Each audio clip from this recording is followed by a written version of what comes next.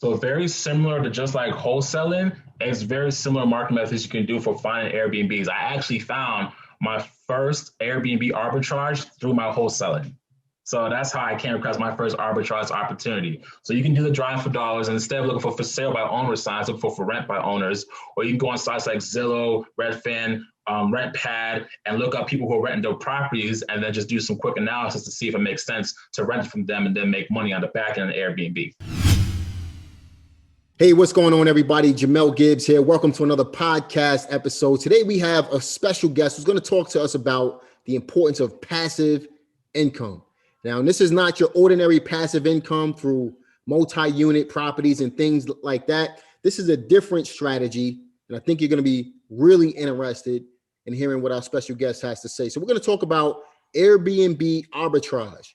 It's a different type of a strategy to gain passive income through. And in addition to that, it's a great way to position yourself to be able to get this passive income without actually taking ownership of properties. So I want to welcome our good friend, Errol Allen, to the call. What's up, man? How's it going? I'm doing great, man. Hey, I appreciate you taking the time out to join us today to share this information. I know how important this information is to a lot of people. A lot of people are looking to change their current situation. People are looking to leave their jobs. There's no job security these days. People are looking to build some real income. And for me, I've been in the real estate business for close to 20 years. One of my biggest regrets was not building up enough passive income early enough. So I teach a lot of wholesaling. I teach passive and creative investing as well. One thing that I noticed about passive income, well, when it comes to wholesaling versus passive income, is with wholesaling, you're basically creating a high paying job, right? With passive income, you're creating something that can be long lasting and it can benefit you and it creates real wealth over time. With what you're doing with the Airbnb situation, I love it because it kind of reminds me of the creative real estate investing arena where you can take over a situation, take over a property. Like, for example, lease options, seller finance, wraps, subject twos. You basically position yourself and create this passive income over time. And what you're doing with the arbitrage, you're basically, it's almost like wholesaling, except you're creating the money for yourself, right? So I love the fact that you're doing that, man. And I'm excited to talk about what we're going to share today with our guests. So why don't you tell everybody a little bit about yourself?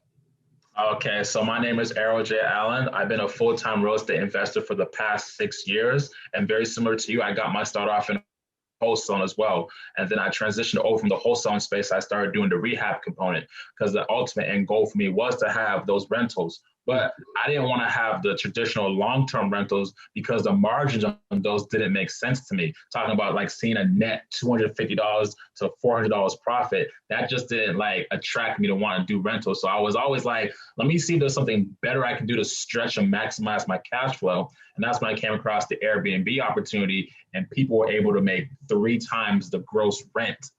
So that really turned me on. I was like, now I'm going to transition from that to now doing Airbnb, which I've been focusing on for the past 2 years. And like you said, man, all you're doing is you're really you're playing middleman and getting paid the passive income because of it, man. So we'll talk about the ins and outs, the nitty gritty of how it all works throughout this podcast here. But how did you make that transition from wholesaling into the Airbnb space? Great question. So I actually started with my primary residence. So prior to me buying my first 3-story townhouse, I was renting a townhouse with my boys. And at the time, I was unknowingly house hacking because one of my boys stayed in the other bedroom. And then we had a huge family room area that was like the size of another bedroom that we wasn't using. And so we just moved in another one of our boys. And lo and behold, I'm only having to pay like $200, $300 a month for rent. And we're in the heart of Atlanta. So I'm like, what if there's a way where I can like do this to where I don't even have to come out of pocket to pay rent? And so that was my initial intentions when I bought my 3-story townhouse. And once that happened, I was like, okay, my mortgage is getting paid, my bill is getting paid. I'm not having to come out of pocket anything. So what happens if I did this with a property I don't live in? And then I started to look into arbitraging. And then I started looking into finding homeowners who want properties that, hey, I'm done with the tenants. I don't want to do this, but I don't want to sell. Now just another tool on my toolbox. So I was still wholesaling at the time, but now I'm having homeowners who don't want to sell, but still want to, find a way to generate cash flow. So it's exactly like you said, I'm wholesaling cash flow right now. Yeah, man, that's actually a really good term right there. Wholesaling cash flow, man. Yeah. It's like a combined, I got this program called hybrid wholesaling. And that's exactly what it is, man. You're wholesaling cash flow. I love it, man. I love that strategy. And I love the fact that you're using Airbnb in order to do this. Now, what are some of the biggest misconceptions people have when getting started in the Airbnb space?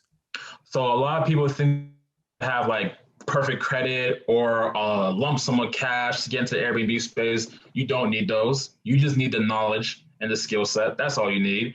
Other people think that actually those are the two biggest ones. Everything else is minor. Those are the two biggest ones. Excellent, excellent, man. And as far as obstacles that a newer investor might face, what would be some of those obstacles? Because I mean, let's face it. In business, we're all going to face obstacles. What are some things that you feel a newer investor would face? Well, if you're brand new and you're never furnished an Airbnb before, obviously there's going to be no guidance. So you want to know everything you need in the property for it to be an up and running Airbnb, like, having your toiletries, beds, AC up, all that, your processes in place. And I do not use the biggest thing. People want to go for the cheap. They want to go for the reused furniture that you can find on offer out for $100, $250. I believe what you put in is what you get out. So if you go low budget on the furnishing, you're going to get low budget on the back when it comes to booking. Now, when you think about mindset shift, obviously you were a wholesaler at one point. I'm sure you still do some of those deals as well. You're obviously wholesaling cash flow, like you said. When it comes to the mindset shift from wholesaling to Airbnb and passive income, what are some things that our listeners need to keep in mind? So you gotta realize, you just gotta be a little more patient, because obviously you're a wholesaler. It's like today money, you get a quick hit, you're good to go. But when it comes to doing the Airbnb, you're gonna have to, put out a little money and then wait not too long, but relatively a couple months to get your return on investment, and then start seeing net profits from that point forward. Obviously there's other things that our listeners need to be mindful of. What would you say are some of those things?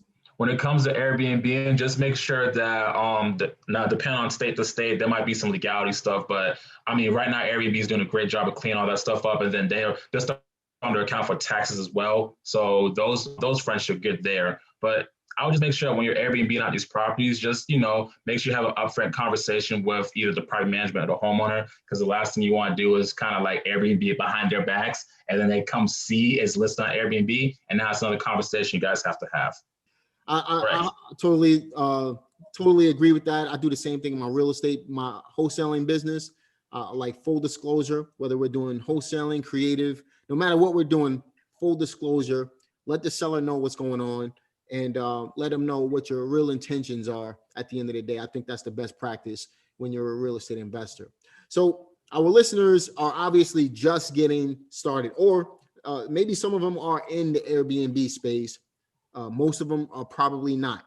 If we had to give them a 5-step process from soup to nuts, getting started in the Airbnb space to getting their first check, what would your advice be? What would be the step-by-step process? My step-by-step process will go like this. Step 1, you have to have acquisition methods. Just like when it comes to wholesaling, you got to have leads or getting leads coming in so you can evaluate if it makes sense to not wholesale, if it makes sense to an Airbnb this or not. Then after that, you got to make sure you have A team in place, your A team, B team, C team. I talk about this in my course as well. You want to make sure you have your cleaners, your handyman. Those are going to be like your consistent people you talk to. Then you're going to have like your occasional people, which is going to be your garbage people, HVAC guy, yard guy, if you have houses, if you don't have houses, taken care of. And then you're going to want to have your C team, which is going to be like your extreme case people. That's going to be like, for me, I had a rat that died behind one of the walls in my Airbnbs. So I had to get a biohazard specialist. Now, I ain't never had a biohazard specialist before, but I now have one on standby for situations like that. So those would be like your, very uncommon things, but you still want to have in place, like a locksmith, a party stopper. Yes, I have a party stopper, and stuff like that. Then after that, you want to be able to have these properties furnished. So you want to have your vendors lined up and all that stuff as well. And then on the back end, just make sure you create the listing. Okay, cool, man. So if we had to talk about acquisitions for a moment, what are some ways that our listeners can acquire some of these properties? So very similar to just like wholesaling, it's very similar market methods you can do for finding Airbnbs. I actually found my first Airbnb arbitrage through my wholesaling. So that's how I came across my first arbitrage opportunity. So you can do the drive for dollars, and instead of looking for sale by owner signs, look for rent by owners, or you can go on sites like Zillow, Redfin, RentPad, and look up people who are renting their properties, and then just do some quick analysis to see if it makes sense to rent from them and then make money on the back end of Airbnb. So all you're in essence doing is contacting them, doing kind of like a lease purchase, right? So you take over the property, see if you can rent the property from them, and then you turn around and Airbnb the house out. That's it. Yep. The biggest component and the biggest turning point is just how you frame that initial conversation with the homeowner. So I don't go in talking with homeowners like, hey, I'm looking to Airbnb your property. Just like wholesaling, Airbnb has a negative connotation to most people's minds because people fear what they don't understand. So what I do is, hey, I keep it very simple. I have a professional list of clients who are coming into town and they're looking for short-term spaces to stay while they're in town. And this property will be perfect for us. We will be paying your rent. And then we would have the professional clients come in, and then we have professional cleaners come in and clean it upon check-in and check-out. Yeah, that's right. So all you're doing is you're making sure that the seller understands, or the landlord understands that you're going to be subleasing this property out to professionals, so to speak, or someone that's coming into town. And as long as, is my assumption, I should say, as long as you're paying the seller on time, there's never any problems. All my sellers love me. My sellers love me. Even some of my sellers follow me on Facebook and they see the post about, some crazy parties that happen at the property, but they're not getting those phone calls. Yeah, I'm taking care of all of that. And it's not even me taking care of it. My team's taking care of all of that. Awesome. They just make sure on the 15th of every month, they get a check from me and they good. So step number one is acquire the property. And you can do that through multiple sites. You can do Zillow, Redfin, you said RentPad, and a couple of others. Truly offline, you can go drive for dollars, meetups, all that stuff. Cool. So once you get them, you screen the sellers. You kind of let them position it in a way that they would feel comfortable with renting a property to you. And they also understand that you're going to be subleasing the property to other people. And then from there, you have your teams. You said your A, B, and C teams. That's step number two. Your A team handles one thing. Your B and C team, they handle the entire clean out process and things like that, right? And then you have your furniture. So the A team is go ahead. Then you said, we're talking about step number two now. So the A team is what? The A team is your team that your portion of your team you're going to be talking to on a consistent basis. That's going to be your cleaners and your handymen. Okay. And then your B team is like from most contact to least contact. Your B team is going to be people that you hit up on an occasional basis when it comes to just maintaining the house. That'll be your yard guy, maintenance people, HVAC guy, even a locksmith, stuff like that. And then your C team is going to be for those very rare occasions the blue call that you give them. Yeah. My biohazard specialist, maybe my plumber every now and then, and stuff like that. Those are the guys coming in with the orange suits, with the yellow suits, with the biohazard signs on the thing. Right. I hope that happens to nobody on here. That was an extreme case. I hope that happens to nobody on here. They're removing toxic waste, man. So it was crazy. I got on my Instagram. If people want to see it, it's on my Instagram. Yeah, that's pretty good. That's pretty good, man. So we're gonna share your Instagram and all the links in just a moment. But so that's step number two, having your teams in place. Then step number three is having the right vendors in place to furnish the properties. Do you have someone that decorates and things like that, or? Yes, so I do have an interior designer, but you can always do it yourself. But again, I would recommend getting an interior designer because when I was doing it myself in the beginning, I'm a guy, so I can only do so much when it comes to the decorating sector. But when a woman's touch was applied, my bookings were going up. People are liking the space more, look more appealing online. So I would definitely recommend to get an interior designer. Nothing like a woman's touch, man. And step number four was Share it with us again. So after you do that, it's now creating the listing, going live, and just making sure you title it right. Make sure you got your settings set up right for your Airbnb listing. So let me ask you a question, man. Are you underpricing according to what the market is going for that particular property, or are you trying to max out? So ironically, I'm doing the exact opposite. I am probably the highest priced Airbnb and all my areas my Airbnbs are at, because I'm purposely overpriced, and I want all the people that are booking the 1 to 2 night stays to go for the lower price ones. That way it leaves my calendar open for the people who want to book for 2 to 5 or 7 night stays. And I have a pricing strategy where if they book for longer, that they get a better price on that. Awesome, man. So it's kind of like, everybody knows what Airbnb is. I just rented a house for $3,000 a few weeks ago in the Outer Banks in North Carolina. It's not quite Airbnb, but it's a vacation home. It's the same exact strategy. The only difference is you're going through Airbnb in order to make this happen. A lot of money in these types of properties, a lot of passive income. You can make a huge amount of money doing this. And I highly recommend each and every single one of you watching this to at least consider it. Okay, so if our listeners wanted to get started and get more in-depth information, where should they go? So I actually have an ebook that is like the precursor to getting into the actual game. It's called Getting Paid to Stay. You can look that up on Amazon, and it's called Getting Paid to Stay. Awesome. Now, for people who are like, I'm ready to go right now, just, show me the way. I also do have like one-on-one coaching, and that is at www.workwitherrol.com. Awesome, man. I'm going to link the book in the description box below, so you guys don't even have to leave if you don't want to. It's going to be in the description box in the show notes. I'm also going to link Errol's website down there. Where can they find you on social media?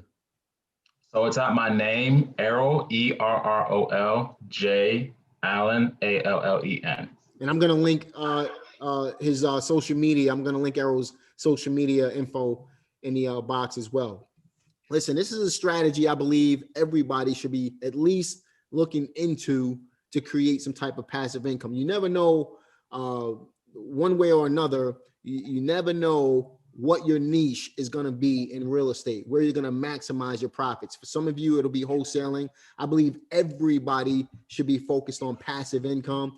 And if you're focused on passive income, there's different ways to create it. You have multi-units, you have single family residential rental units, and then you have things like Airbnb that can make you a tremendous amount of money, almost like as if you own a multi-unit property, except you're not dealing with multiple units and you're getting paid in lump sums the same exact way.